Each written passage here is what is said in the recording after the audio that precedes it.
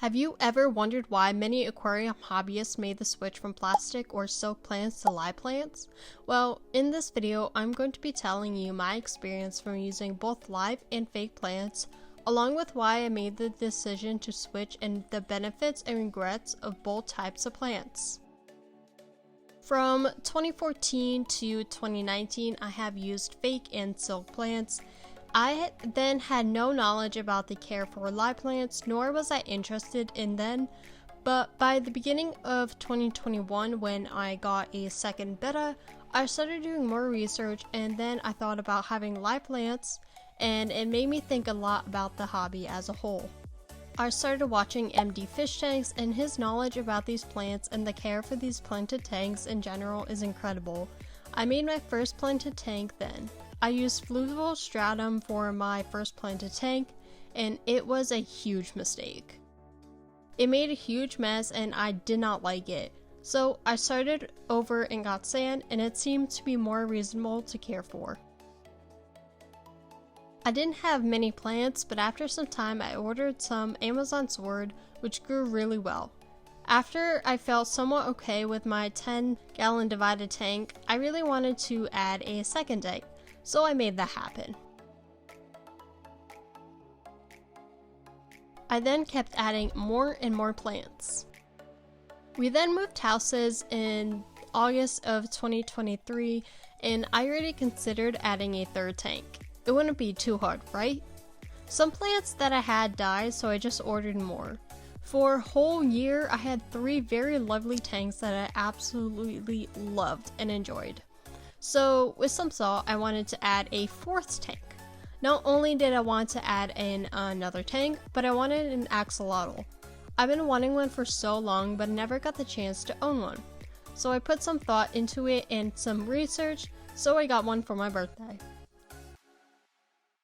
I was honestly so happy about my setup, but I know it could be better.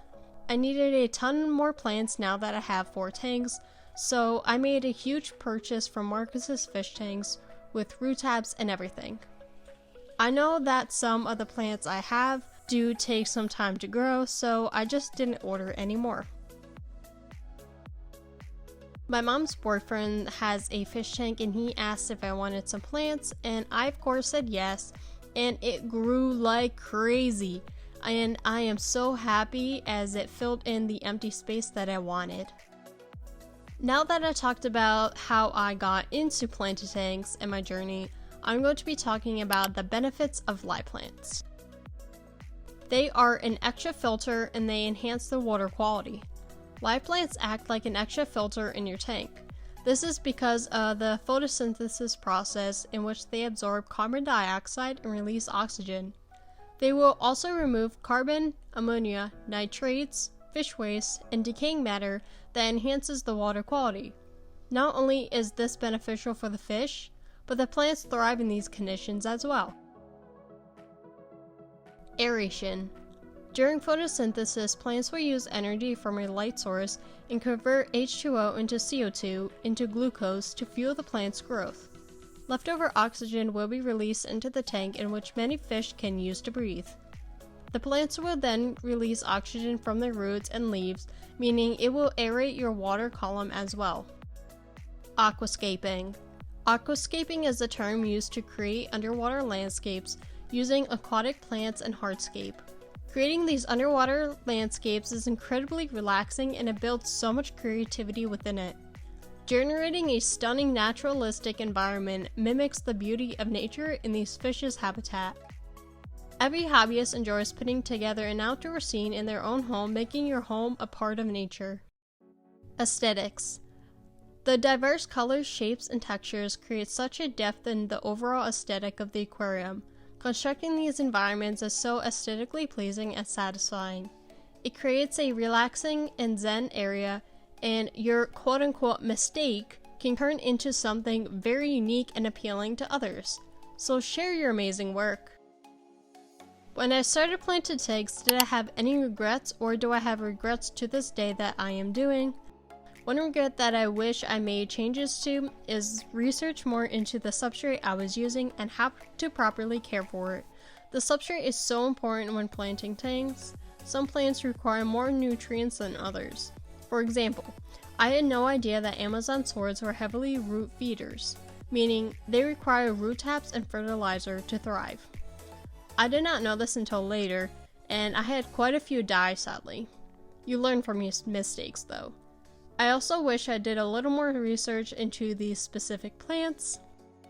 The second to last regret I have is only buying a few plants at once and not covering more ground, meaning I should have saved up more money for the plants as they can be expensive.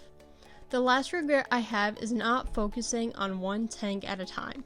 Instead, I jumped ahead and kept adding more tanks without finishing one and making a tank that I like and that was good enough. I have always wanted a heavily planted tank, yet they were always spread out through 2 to 3 tanks that I've had. So don't start or add another tank unless you are happy with the current one you have. For the fake or silk plants, whatever you want to call them, I only have one regret, and that is buying the actual plastic ones that are sharp, in which this can most likely rip your fish's fins, especially bettas because their fins are so delicate. So I wish I knew that before I actually started buying these plants. That is all I have to share in today's video. So from learning the journey, the benefits of live plants, and regrets in the decisions I made, would you start a planted tank? In the past 3 years, I believe, I have made an incredible change in my care for tanks, and I'm so happy about the progress and growth.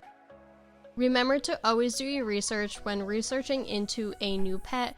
This is so extremely important to make sure they are happy and healthy and that they would thrive in their new home.